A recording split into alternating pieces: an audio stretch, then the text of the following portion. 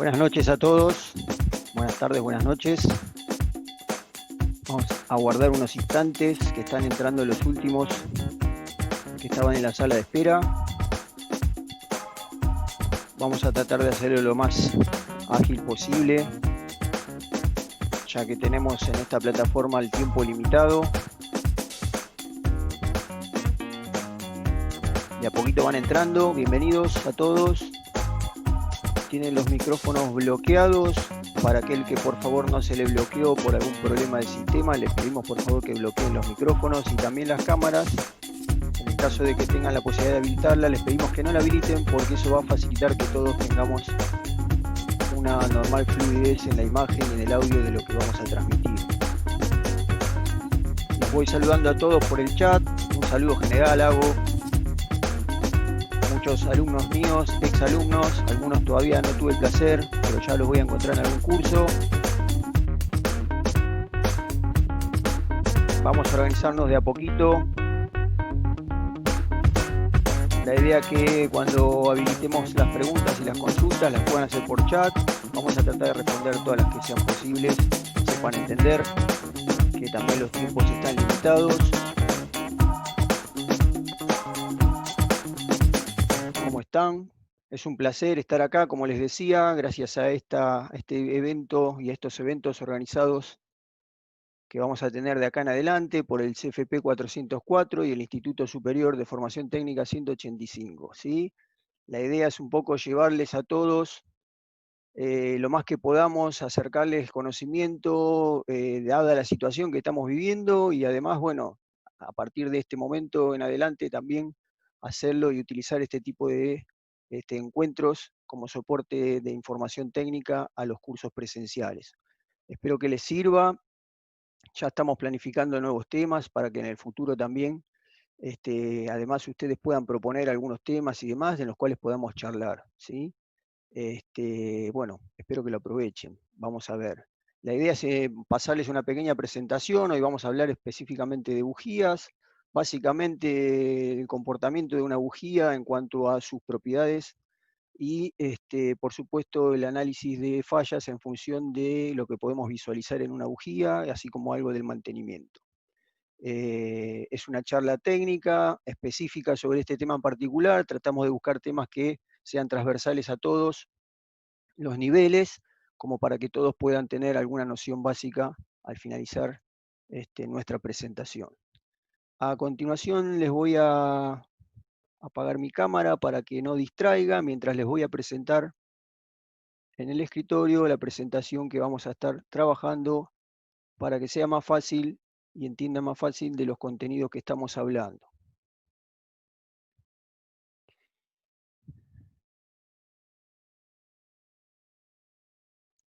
Bien, bujías de encendido, algo de características y diagnóstico de fallas. Como les decía, características fundamentales que la mayoría de las bujías tienen proporcionadas por el fabricante y determinadas aplicaciones en función de precisamente dónde es que van a estar trabajando la bujía, en el tipo y características de motor. Lo primero que tenemos que tener en cuenta es precisamente que ese tipo de bujías, independientemente del combustible en particular en el cual estemos trabajando, o en el combustible donde estén trabajando, o la mezcla de combustible que estén trabajando, la función específica es precisamente brindar el alto voltaje, ¿sí? Conducir esa alta tensión hacia el interior de la cámara de combustión para convertirlo definitivamente en la chispa, que es lo que estamos buscando para inflamar la mezcla del aire combustible. Todos sabemos que los motores de combustión interna encendidos por chispa requieren de determinada tensión e intensidad de chispa para que precisamente podamos encender en las condiciones ideales y en la cámara de combustión. Esto ocurre en función, obviamente, de las variaciones de presión y temperatura que suceden en la cámara de combustión, pero la chispa necesaria y las características de la chispa necesaria van a depender, entre otras cosas, además del sistema de encendido, del medio en que se encuentre, es decir, como sabemos nosotros, riqueza de la mezcla, valores de temperatura, como decíamos recién, turbulencia en la cámara de combustión y demás. Por eso es importante saber que para cada motor y para cada diseño de motor y tecnología de motor, tenemos la posibilidad de distintos tipos de bujía, ¿sí? Que compartan características diferentes. Por eso es importante saber que vamos a necesitar la bujía de la característica adecuada para cada uno de esos motores. Bien, dicho esto, ¿qué tenemos que saber sobre características técnicas de la bujía? Bueno, precisamente lo que tenemos que saber, les voy a, esperen que se corta acá, volver a compartir porque se me corta a mí la transmisión. Ahí, ahora sí, lo que tenemos que saber de la bujía, que están formadas obviamente por un terminal principal donde llega la alta tensión. Ese terminal tiene que tener obviamente buena conductividad. Distintos materiales han sido desarrollados para que esa conductividad sea cada vez mayor en los sistemas de hoy en día. Función principal del aislador, importante, el aislador cerámico, ¿sí? Que tiene que precisamente tener una buena eficiencia en disipación térmica, ¿sí? Del calor, obviamente, y aislación eléctrica de la alta tensión, por eso también la forma ranurada y la forma de anillos que tiene, precisamente para evitar pérdidas de aislamiento eléctrico, ¿sí? Por supuesto, todas las bujías tienen una identificación, que además de la marca, va a estar indicado en ellas la característica técnica de la bujía. Esa característica va a indicar, entre otras cosas, en el código, el grado térmico, temperatura de trabajo, tipo de rosca y demás, que después vamos a hablar de algo de eso en particular. Todo el contenido de la bujía está en un embalaje especial, en un sistema en particular donde precisamente vamos a poder aislar lo más posible el electrodo central, que es el que va a traer la alta tensión hacia la cámara de combustión.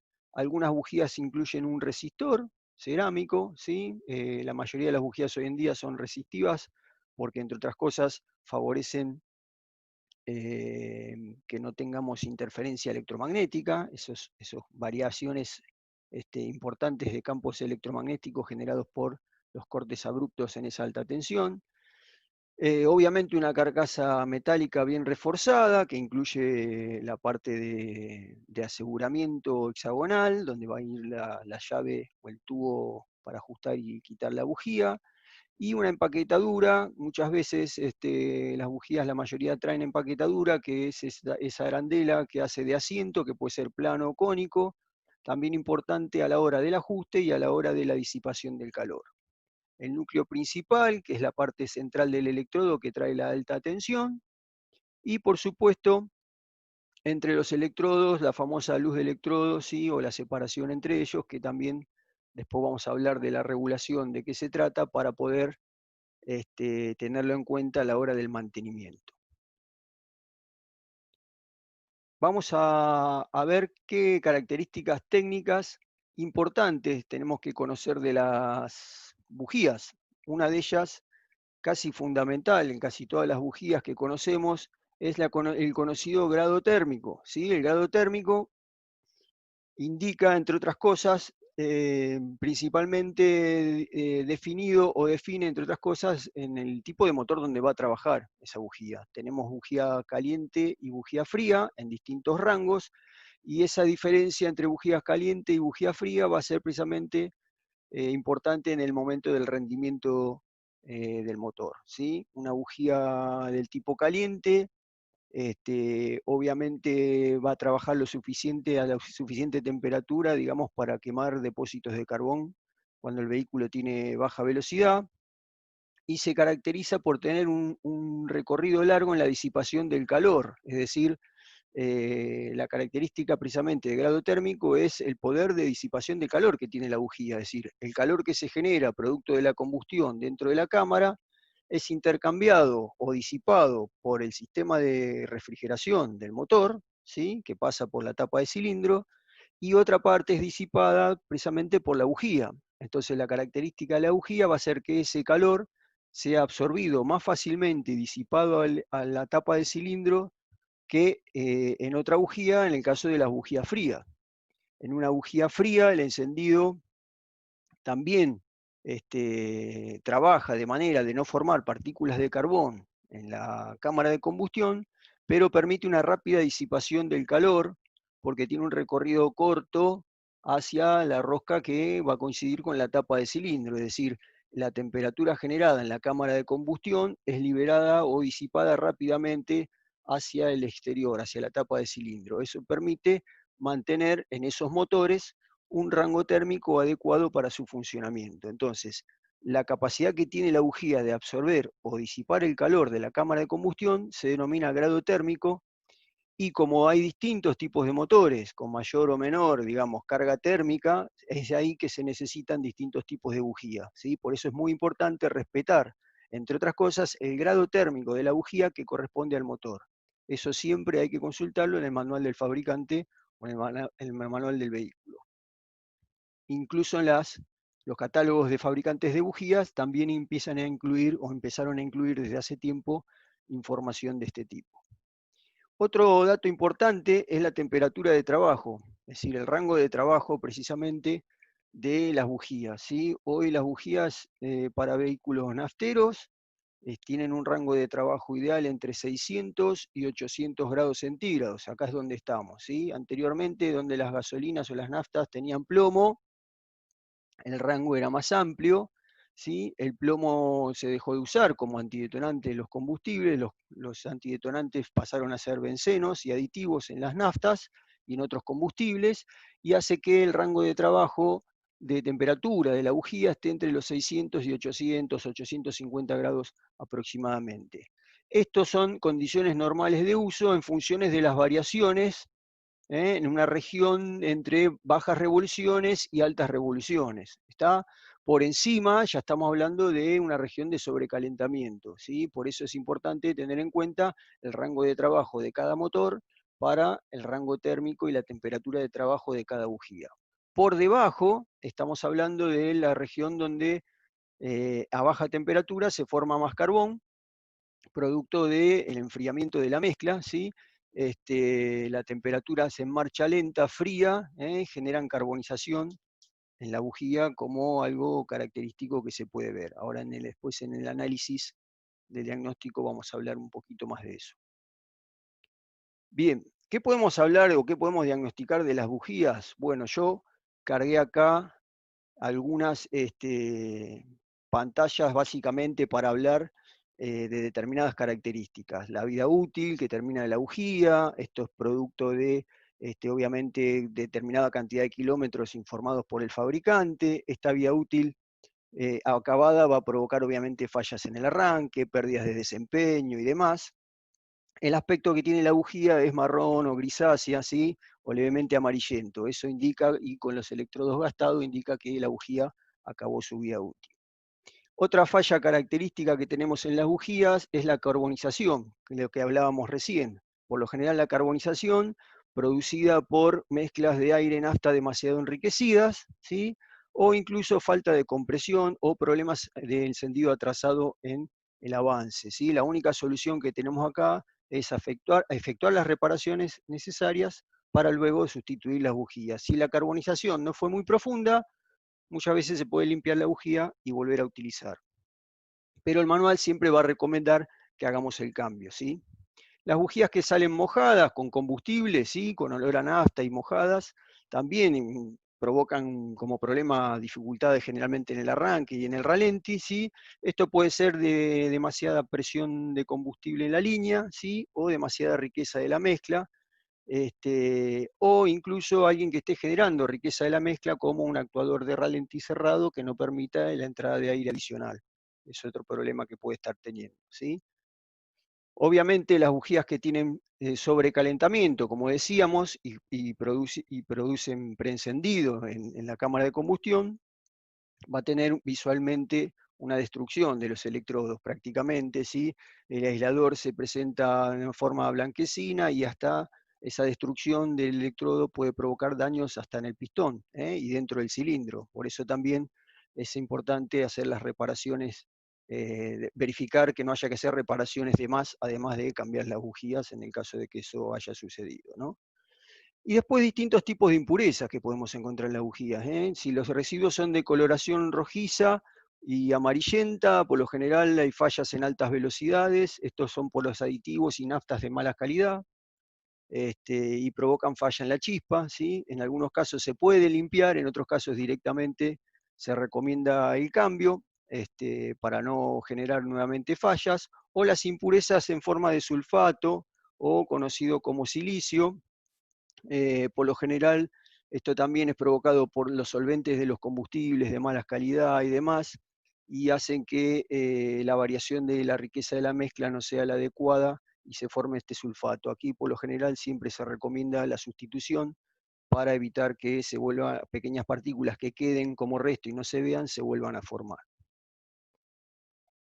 En el caso de aisladores dañados, sí, bueno, eso puede estar provocado por excesivos torques, por supuesto, el torque excesivo o el uso de tubo o llave inadecuada. Directamente se parte el aislador, a veces se fisura y no está visualmente reconocible, pero eso también provoca fugas y pérdidas de corriente. Por eso es importante muchas veces revisar la parte del aislante y no solamente la parte de electrodos. Ese exceso de torque además puede generar deformaciones en la rosca y en la empaquetadura, por eso es importante respetar el apriete, ¿sí? Que como daño ese exceso de torque, además del daño, puede provocar también fugas en la tapa de cilindro. Tenemos también flash over, lo que se llama ese parpadeo, ¿sí? o chisporroteo, para traducirlo un poco mejor a nuestro castellano, que es precisamente cuando hay pérdidas de aislación entre el capuchón del conector de la bujía y el aislante principal, y es ahí donde se provoca la pérdida de energía que no llega entre los electrodos y, digamos, de alguna manera la chispa salta o termina saltando dentro de entre el capuchón y el conector principal. Por eso es importante respetar los mantenimientos. Los periodos de inspección indicados por el fabricante son fundamentales.